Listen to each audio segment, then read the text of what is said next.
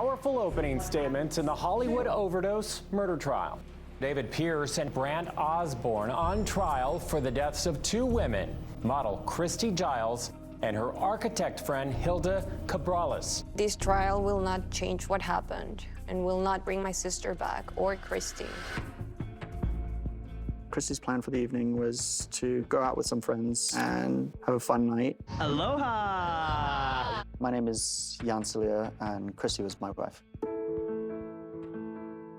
Christy loved to spread joy and laughter wherever she went. Hilda Marcela just moved from Mexico.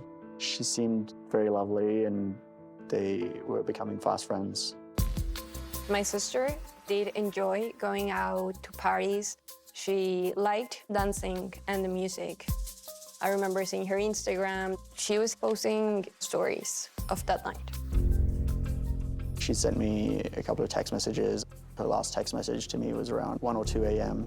And throughout the day, I was trying to text her, and there was no response.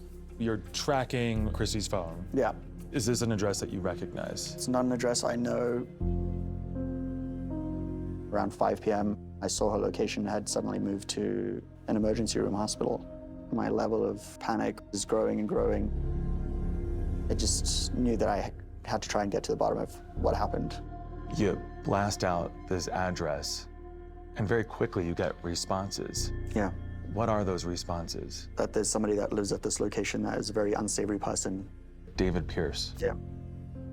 He passed himself off as a big shot Hollywood producer, but he was a con man with an alleged history of sexual assault.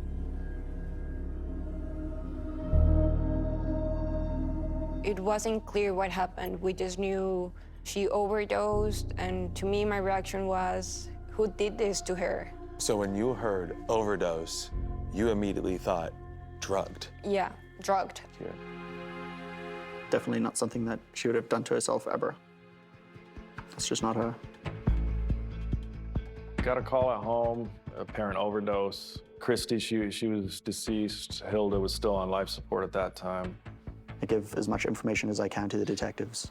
Jan had put a number of things out on social media, and it spread like wildfire. People recognized this guy right away, and they were urged to call us.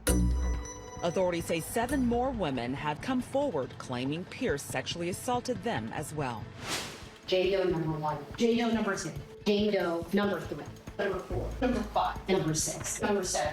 Being a Jane Doe, we are the voice of both Christy and Hilda because they can't talk.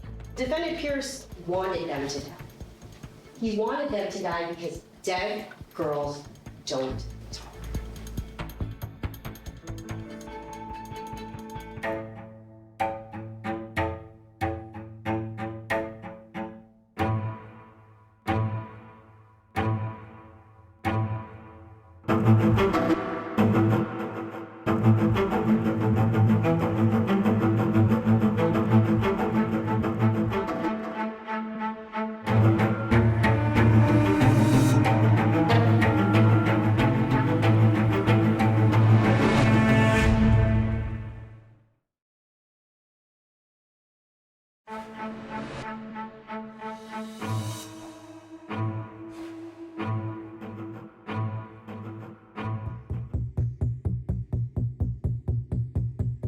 For a fresh case, it's all on you. There's no one else is gonna solve this thing for you. It's you and your partner, that's it. And in November 2021, Detective Jonathan Vanderlei and Detective Calvin Yu had to figure out why a lifeless woman was left at this emergency room. This video from Southern California Hospital shows staff pulling a woman out of a black Prius and helping her onto a stretcher while 2 men look on. When the stretcher moves into the ER, it becomes clear the car has no license plates. Detective Vanderlei would later learn that the 2 men told the staff they found the woman, quote, passed out on the curb somewhere nearby, and they were trying to be good Samaritans. They left without giving their names or phone numbers. They were masked, disguised. This must be adding up to something that sounds very sketchy to you. Very sketchy, but then you still have to figure out if an actual crime occurred. The woman was Christy Giles, and her mother, Dusty, will never forget the call that came from the hospital, telling her her 24-year-old daughter was dead from a drug overdose. And I said, "What do you mean she didn't make it?" And then I hung up and I fell apart. 2 hours later, at a hospital just 2 miles away, a second woman was left at another emergency room by the same two men, also in a black Prius and wearing masks. They never give their names, never leave their phone numbers, license plates, anything like that. That was Hilda Marcela Cabrales. The 26-year-old architect was still alive in the ICU and fighting for her life. And in Durango, Mexico, her mother, Hilda Marcela Plasencia, was getting the news about her eldest daughter and namesake. She was very bad. She was intubated. You are a doctor. What was going on in your mind at the time? What happened? What happened to her? Why is she that bad? And in the earliest hours of the investigation, there were only questions. How could this happen to Christy? It was an unimaginable ending to a life bursting with exuberance. Let's do some donuts! Christy was an adventurer, traveling the world as a high-fashion model for Wilhelmina. She ultimately made LA her home. Christy Giles, I live in Venice, California, and I am an artist. At 21, her life took a dramatic turn. She met Jan Sillier, a South African-born artist, photographer, and special effects editor, 17 years her senior. They'd been together 7 months when the couple went to Burning Man, an arts festival in the Nevada desert, where impulsively they took a big leap. We just decided to elope. We just got married right there. We said to each other that, you know, life's very short, so we kind of really just proposed to each other, and the next day we got married. After they got married, Christy started studying interior design in Los Angeles, which led to a new friendship with Hilda Marcela. Hilda had just moved there to start her dream job, recalls her father, Luis. I feel very happy for her, but very sad for me because we are very close. No one was surprised that the cum laude graduate of the prestigious university in Monterrey, Mexico, was thriving in LA, especially her sister Fernanda. She was always making a lot of friends, talkative, outgoing, just having a good time and meeting people that they also like the music, that they are also enjoying dancing. Dancing, as this video shows, is what the two friends were doing that night. Christy's husband, Jan, was out of town visiting his father. He knew she and Hilda had planned a girls' night out, starting at Soho House, and then onto a warehouse party after midnight to see a favorite DJ. A friend who was with them said they did ketamine, a popular club drug. But by the next day, Jan was on his way home, knowing Christy was gone. In less than 24 hours, your world was turned upside down. Shattered. Yeah. Hilda's father and mother rushed to be by her side. When they arrived, they found their daughter on life support. My heart broke in 1,000 pieces because I saw my baby unconscious. I'm fighting for her life.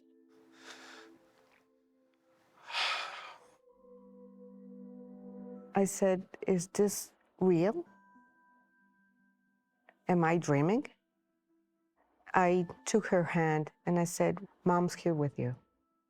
You're not alone." Christy's autopsy revealed that in addition to ketamine, she had cocaine, fentanyl, and GHB, known as the date rape drug, in her system. Are these drugs that Christy would take willingly? I mean, that combination of drugs sounds deadly to me, so, like, no. Jan needed answers, so he began to build a timeline based on the digital trail Christy left behind, information gathered from her messages and phone, which he was able to track. I wanted to get to the bottom of exactly what happened that night. He already knew what she'd been doing before she went out for the evening. She was enjoying a lovely sunset. She took our cat for a walk on the beach. Sand Panther, oh, whoa. Those were the last pictures she sent me of herself. And she said, I wish you were here, and I will forever wish that I was there too. Jan was able to track Christy's phone to a residence located at 8641 West Olympic Boulevard. At 5:30 a.m., Christy sends Hilda a wide-eye emoji and says, "Let's go." Hilda replies, "I'll call an Uber." 10 minutes away.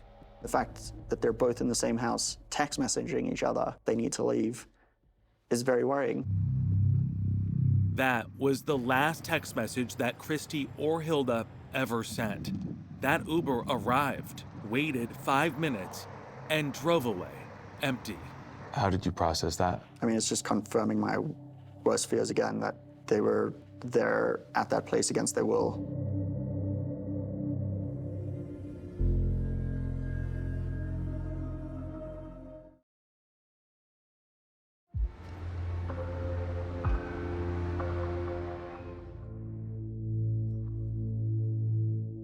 What's going on in your mind from that detective standpoint when you're about to arrive at a scene? You don't want to form an opinion prior to getting there, but you are kind of mulling over the evidence. You're thinking about it, you're thinking about what questions you want to ask. Acting on information supplied by Jan, LAPD detective Jonathan Vanderley and his partner headed here to 8641 West Olympic Boulevard a little after midnight on November 14th, only a few hours after getting that call from the second hospital. And this is where the Uber that Christy and Hilda called that night would have waited. Right out front, yep. 10 minutes between life and death. That's all it takes. It was the home of 39-year-old David Pierce. Police would learn Christy and Hilda had met him for the first time at that warehouse party. Police also discovered Pierce had a registration for a black Prius and found it parked behind the building. It matched the car seen at both hospitals down to the black rims.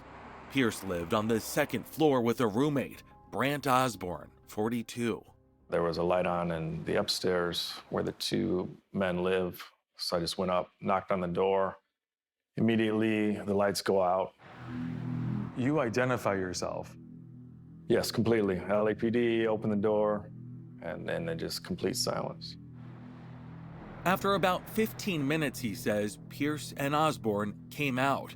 Pierce denied owning a Prius. So I immediately get a lie. Do you leave? No, I interview Mr. Osborne. At first, he says, Osborne denied seeing Christy and Hilda at all. He changes his stories numerous times. At first, there's no girls had been at that location whatsoever. I tell him on the interview, listen, I know you're lying. It's extremely obvious. You're very nervous. Vanderlei says Osborne eventually admitted the women had been at their apartment, but said he'd been asleep, and when he woke up, realized Christy and Hilda were in distress. He said he and Pierce chose to go to two separate hospitals because, quote, we didn't know how it would look. Pierce, police say, did later admit he owned the Prius, but lied again, saying his license plates had been stolen. Vanderlei says he saw those plates on the ground by the vehicle. Then the men agreed to let detectives inside. 2 beds have been stripped. There was a washing machine that had been recently used. It was still wet. Is anything else that stands out to you? There was a safe in his room with baggies, which is indicative of narcotics. He said they're for crafts, for arts and crafts. By now, Vanderlei says he knew Pierce and Osborne had dropped Hilda and Christy off and believed Pierce had drugged them. but he didn't have enough evidence to make an arrest. He thought he beat us that night for sure. He was happy. He smiled and said goodbye. Yeah. Thanks, detectives. Yep. But that wasn't where it ended for you. No, not by a long shot. Vanderlee knew he needed more evidence and turned to his colleague, Detective Calvin Yu. You hear the name David Pierce. What goes on in your mind? Well, the first thing is, who did he sexually assault this time? Detective Yu had investigated Pierce in 2020 for sexually assaulting a 19-year-old. She was raped while she was unconscious. The victim said Pierce had given her drugs to knock her out during a date, but the investigation had stalled and wasn't prosecuted at the time. Detective Yu knew Pierce had other prior charges, including another rape charge from 2014 that was also not prosecuted. He has a pattern. His first step is trying to find his victim. So that could be through a dating app, through online listings, or meeting them at bars or events. When he picks his victim, he goes to step 2, which is bragging about himself. Pierce relies on lies, detectives say, to set his trap. He needed to introduce himself as a producer, as a doctor, all these different things. He's none of these things. I think he might have been an intern at the time or something at a production company. An intern? Yeah. They say his next step is to drug his victims and incapacitate them, often with a drink. After they take this drink, he goes to step 4, which is the sexual assault. Police would learn both Christy and Hilda showed signs of sexual assault, but they feared they would face challenges making the case. How difficult is it to prove a crime took place when the victims were recreationally using drugs? This makes the case extremely hard. I told Jan early on that this was going to be a near impossible a case to prove.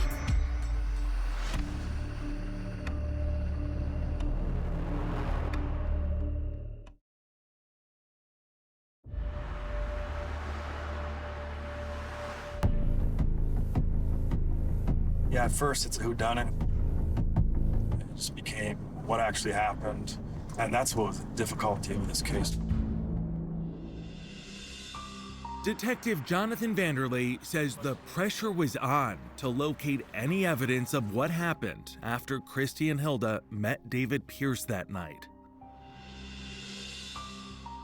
Video starts expiring. These DVRs, it's a constant. You got to get this evidence before it disappears.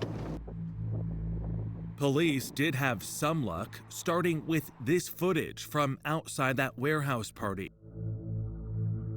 which they say shows the women leaving with Pierce, Osborne, and a friend of theirs, 47-year-old Michael Ansbach, on their way to Pierce's apartment. Police also uncovered this text exchange from moments earlier when the women were still inside that party. "Do you want Coke?" asks Hilda. "Yes," replies Christy. Hilda texted back, "I'm in the kitchen. Let's do a line." Witnesses say Pierce supplied that cocaine, which Jan says was not a common choice for Christy. Maybe it was late at night and she wanted to get less high. It's not something she would do regularly. Police determined the group arrived at Pierce's apartment a little after 5 a.m. The women aren't seen again until 11 hours later, when at 4:30 in the afternoon, a security camera recorded this grainy image showing Pierce with Christy over his shoulder at the top of the stairs. Police say Osborne is carrying her bag. 35 minutes later at the hospital, Pierce, wearing a black sweatshirt, helps take Christy's body out of the car. Osborne looks on. A full hour and a half later, this dark image shows the men leaving the apartment again with Hilda. Police say Pierce is carrying her and Osborne has her boots and coat. Half an hour later, the Prius arrives at that second hospital where the men take Hilda out of the car together. It had been more than 13 hours since Christy texted Hilda, "Let's go."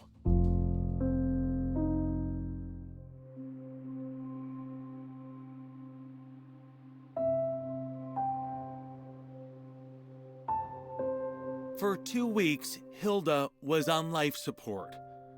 With no hope of regaining consciousness, her family gathered to say their goodbyes. Hilda, what were your final moments with your daughter? They were so hard, you know. And I just was asking God to not let her suffer more. I remember telling her that you can leave. And just thanking her for being my sister. I told her, maybe when I pass away, I will see you again. And I give you a big hug, a kiss. The family decided to donate Hilda's organs. Her mom remembers the medical staff lining the halls as the family accompanied Hilda to the OR. The medical team was clapping to honor her, to say thank you for giving life to others.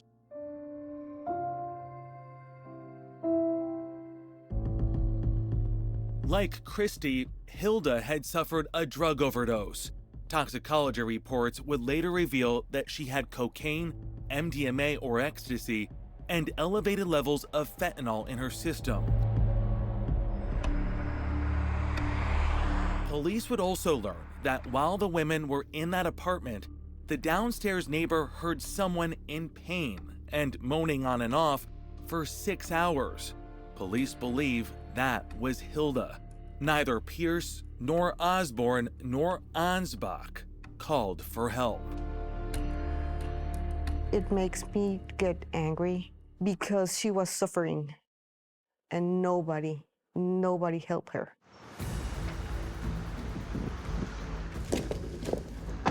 How hard is it to prove this narrative when the victims can't even testify on their own behalf? If we were just investigating Christy and Hilda's alone, very difficult.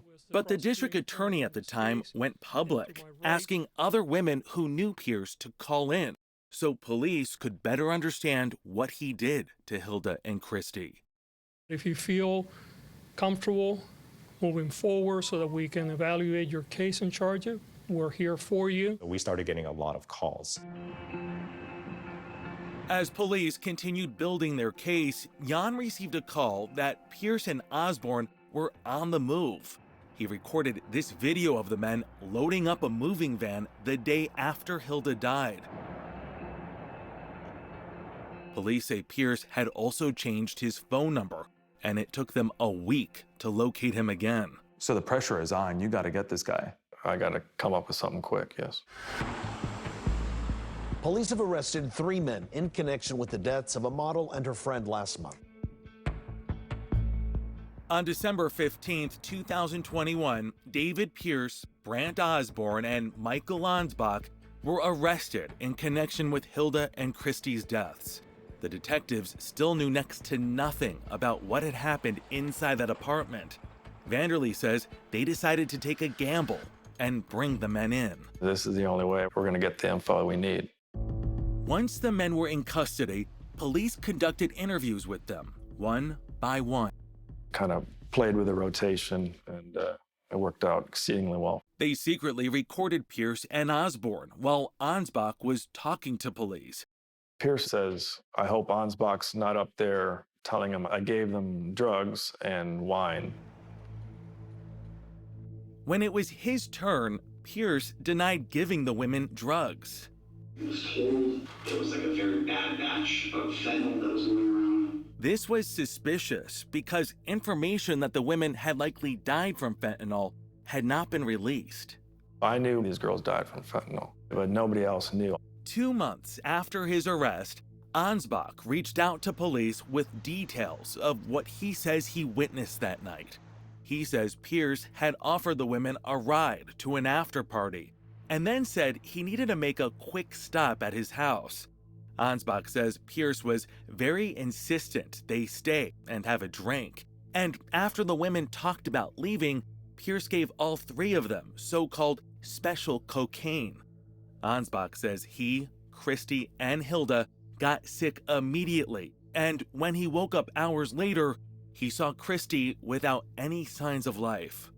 Ansbach says he told Pierce to take Christy and Hilda to the hospital, and says Pierce then said repeatedly, quote, "Dead girls don't talk." I wouldn't say survivor. I'm a fighter. That's what I am. But police had at least one woman who could talk about David Pierce at his upcoming trial. He asked me if I wanted a drink, but it tasted really funny. And then I don't remember the next several hours after that.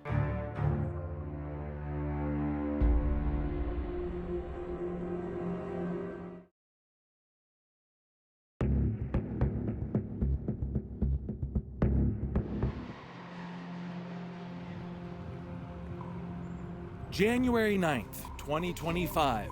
Opening arguments begin in the trial of David Pierce, charged with felony murder, and Brant Osborne, charged with accessory after the fact. The evidence will show that the defendant knowingly gave Hilda and Chrissy GHB and fentanyl, knowing that it was dangerous to their lives, knowing that it could kill them, but he just didn't care. Defendant Osborne helped him get rid of any evidence to implicate Defendant Pierce in the deaths of Christy and Hilda. Prosecutor Catherine Mariano has marshaled the forensic evidence to make her case. The toxicology results that found fentanyl in both women, and the date rape drug GHB in Christy. Also, Pierce's DNA discovered on Christy's body and under Hilda's fingernails. This is no accident. This is no mistake. But in order to prove felony murder, she must show that Pierce incapacitated Christy and Hilda to rape them. Without their testimony, she needs to establish he had a history of doing this to other women, putting drugs in their drinks, and then sexually assaulting them. He didn't care whether they lived or died. All he cared about was taking advantage of them. Here's where there's a problem. But defense attorney Jeff All says the fact that Christy and Hilda were using drugs before meeting Pierce that night means there is no case for murder. These young ladies unfortunately ingested fentanyl and they died. It's a shame. But Mr. Pierce didn't kill them. Vol is sixth in a long line of lawyers who have represented David Pierce in this case. He knows his client is problematic. He's very demanding. He's very sure of himself. What David Pierce wants, David Pierce gets. He pushes her onto the bed. Mariano has her own version of who David Pierce is, based on the accounts of the women who talked to investigators and chose to be anonymous. Jane Doe 1. Jane Doe number 2. Jane Doe number 3.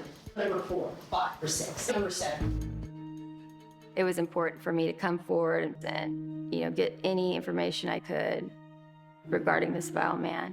Jackie is Jane Doe number 2. No cameras were allowed in the courtroom for any of the testimony, but she agreed to talk with us about her experience with Pierce in 2010, when she was a 24-year-old law student looking for a room to rent.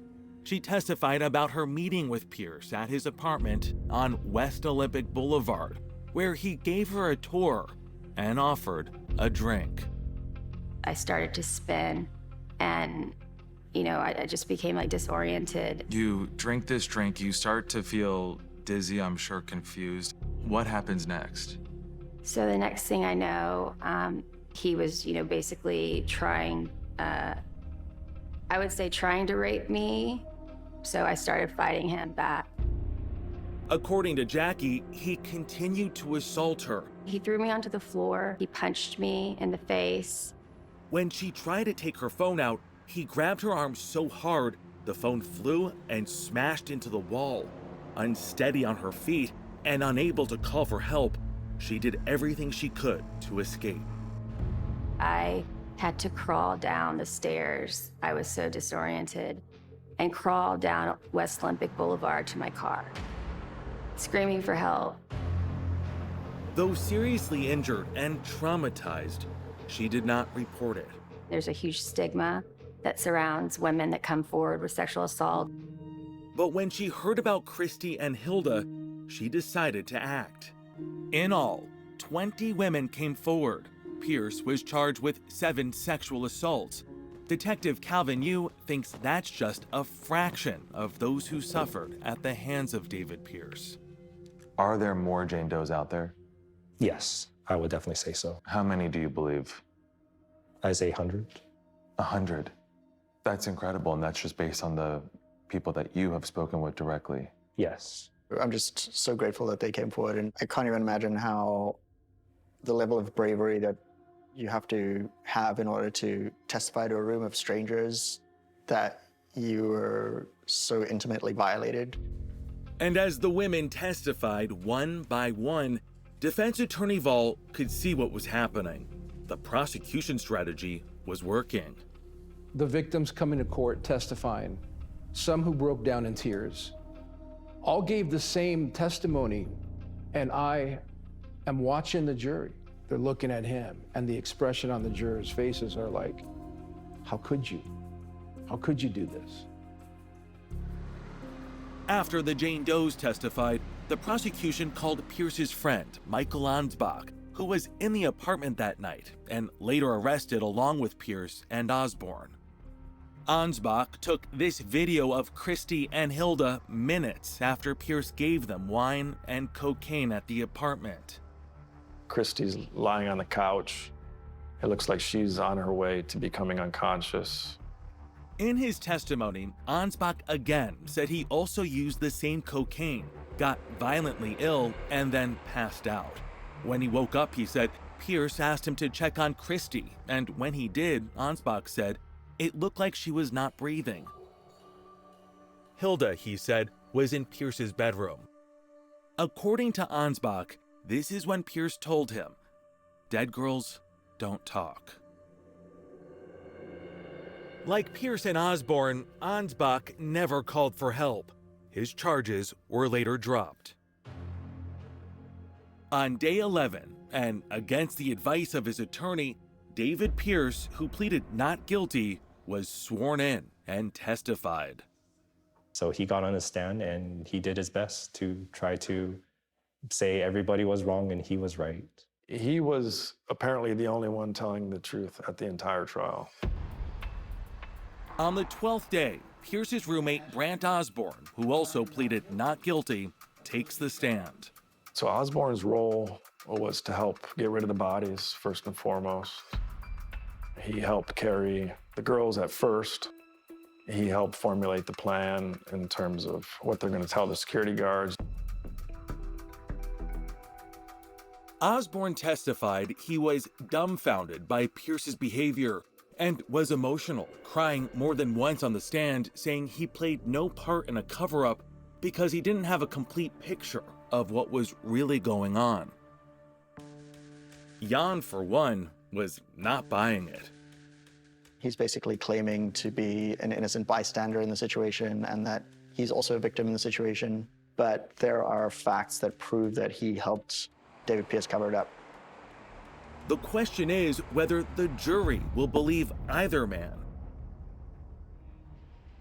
After 3 weeks, the trial took a toll on Christy's family. We sat and had to hold our mouth closed while they battered, and I feel like they destroyed my daughter's reputation. It was definitely difficult being in the same room as them.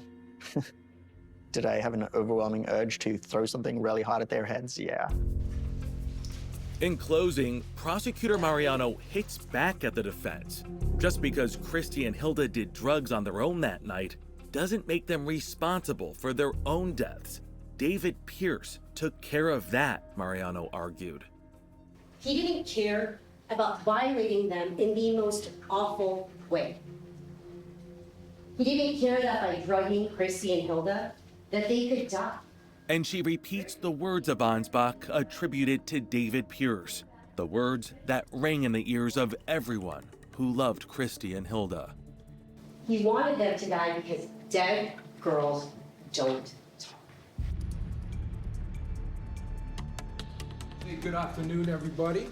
Attorneys for Osborne and Pierce told jurors there simply was not enough direct evidence linking them to the crime, and that there's a strong case for reasonable doubt.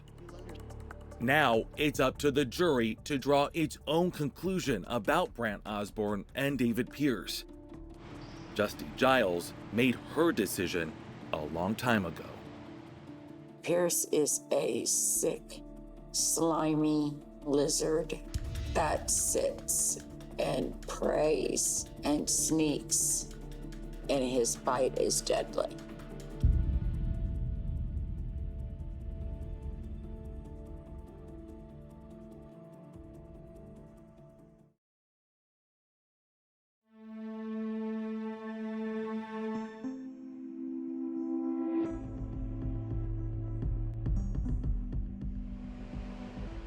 As we're sitting here waiting on the verdict for the case, I just want to, I'm here for her till the end. For Christy's family, it's been a long and wrenching road to get here.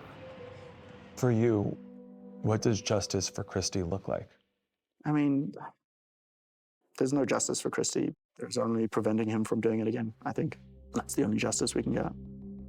And for Hilda's mother, who could not travel to be in court, the last 3 years without her daughter have been its own trial. Nothing can bring her back again, but the hole she lives in our lives will be always there. February 4th, 2025, after 2 days of deliberations, the jury is back. Matter of the people of the state of California versus David Brian Pierce. We, the jury, in the above entitled action, find the defendant, David Brian Pierce, guilty of the crime of first-degree murder upon Christy Giles. David Pierce, guilty. We get that guilty on the first one, and sigh of relief. Guilty of the crime of first-degree murder upon Hilda Marcela Cabrera Arzola. Hilda comes up, guilty again, another sigh of relief. And then guilty of all the sexual assaults of 7 Jane Does. I don't think I breathed at all until I heard a guilty on every single one. A lot of relief, not just for my sake, but definitely for all of the victims. Jane Does finally had their day in court and were believed. I felt this huge weight released off me. It was almost like a euphoric feeling. We showed the jury what kind of man this is. But the jury is deadlocked when it comes to Brant Osborne. A mistrial is declared. I was surprised, definitely disappointed at the hung jury. I thought the trial made clear that he had definitely a hand in their deaths. What is there to question? He was aware of Christy's and Hilda's condition. He's a grown man that stands on his own 2 feet. He withheld medical help from Hilda and Christy until they were dead. I'm not happy.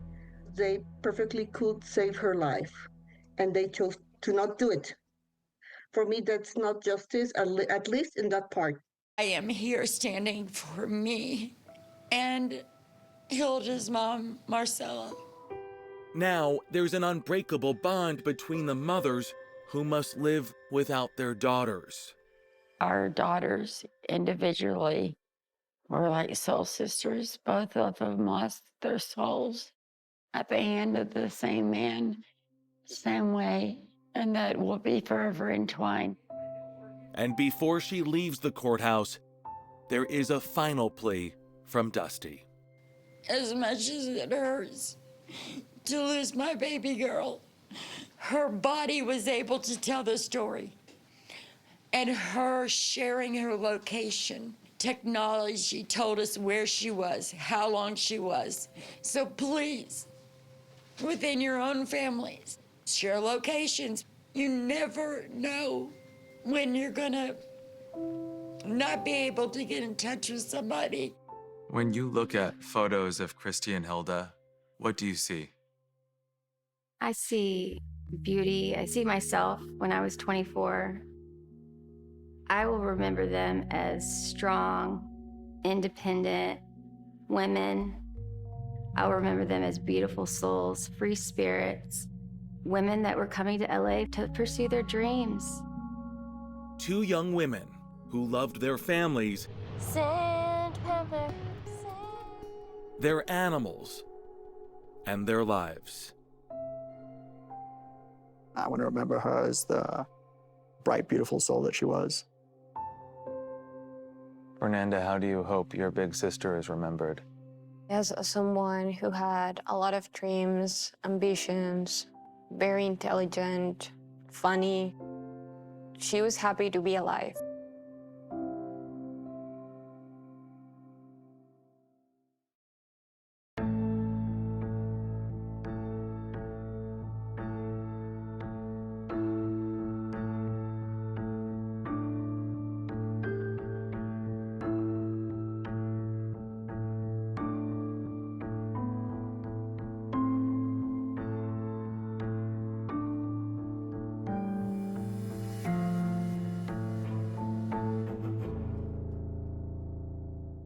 Need more time with 48 Hours? Go deep behind every true crime episode with first-hand accounts from 48 Hours Investigations. Were you at all prepared for what happened in this case? Shock is the word that comes to mind. Get inside the twists and turns and get in on the case. Listen to Postmortem from 48 Hours, now available wherever you get your podcasts.